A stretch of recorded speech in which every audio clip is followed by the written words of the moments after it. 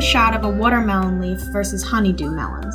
Though they're in the same family, they look very different. The first shot here is of a watermelon leaf, and the second shot here is a honeydew melon leaf. And here is some newly transplanted melons. Those blossoms will be pollinated, and before you know it, there will be a tiny melon growing behind it. Here is some cantaloupe flowers and its leaves. And here is a baby melon that is just starting to form. We're rooting for it to make it to full melonhood.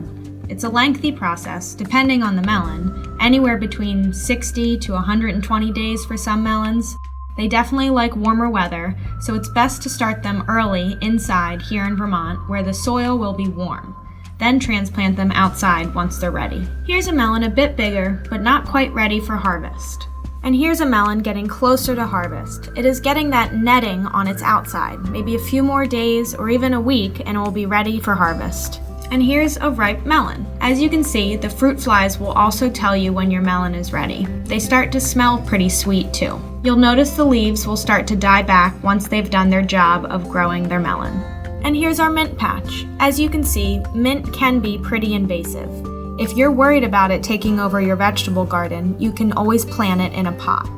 There are lots of different mint varieties: chocolate mint, spearmint, peppermint. Some spread more than others, so do your research beforehand.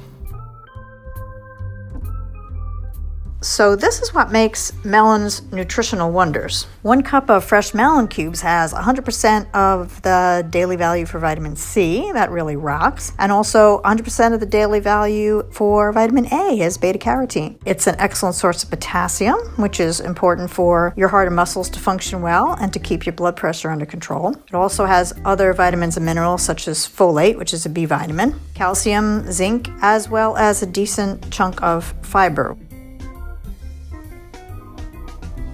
So today we're going to do an amazingly simple recipe with melons.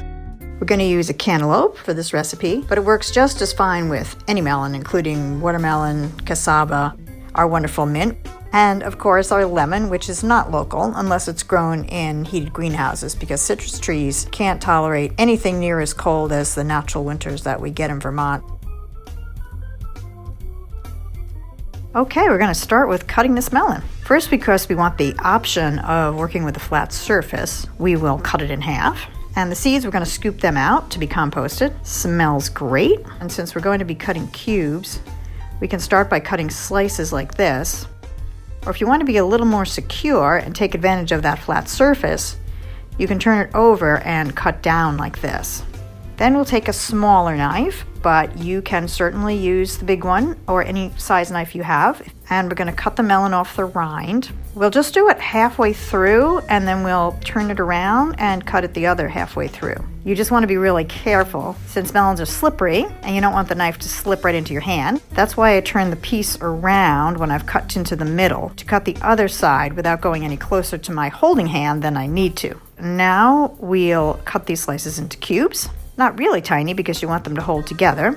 Now, of course, you could serve this melon just as it is, and it would be delicious. But we're going to layer some flavors in to sort of expand on the flavor of the melon. My favorite flavors to do that are mint and lemon. Mint adds a wonderful cooling sensation and a just fabulous taste and aroma. And the acid in the lemon always makes all the flavors of any food you put it on kind of dance and pop. Okay, now we'll be cutting up some fresh mint. The recipe calls for 1/4 cup, but of course that's strictly to your taste. First, we're going to strip the leaves off the stem. Super easy to do that. Just kind of run your hand down, and the ones that don't come off, just pluck them off with your fingers. Then you can chop with one hand holding down the bottom of the knife, as you can see I'm doing here, and the other hand gripping the knife where the handle meets the blade, going back and forth in a kind of quarter circle. Use the back of the knife to push the minced leaves into the measuring cup so as not to dull the knife blade. Smells great. I wish you could smell it, but if you make this, you will smell it. So there's a 1/4 cup. I'm not packing it too tightly. We will sprinkle it on our cantaloupe. Actually, that looks like kind of a lot, so I'm not going to put the whole 1/4 cup on there. I'm going to see how that does, and we can always add more if we feel like we need it. Next, we're going to add our fresh lemon juice. Knowing that each half will probably give you between 1 and 2 tablespoons of lemon juice. I don't see a lot of seeds in this lemon, so we probably won't get many seeds if we just twist the fork in right over the bowl. If you see a lot of seeds in the lemon, then you can do this over a smaller bowl and pick the seeds out. since it's your food and your clean hands, you can just smush everything together like this, just mixing it with your hands. Of course, you can mix it with a spoon if you want. I have, by the way, seen some versions of this recipe where they put honey in or another sweetener. If the melon isn't sweet enough for your liking, that's perfectly fine to do, but you usually don't have to do that. So fine, so fine. Does not need sugar of any kind. However, I can't quite taste the mint enough, so I'm going to put in a little more mint. There we go. Now we're going to throw the rest of it in. Okay, we'll smush it up some more. Delicioso.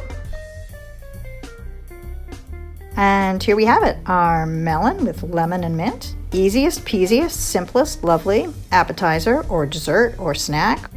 And here's an example of further beautification and yummification with some raspberries that I happen to have sprinkled on top.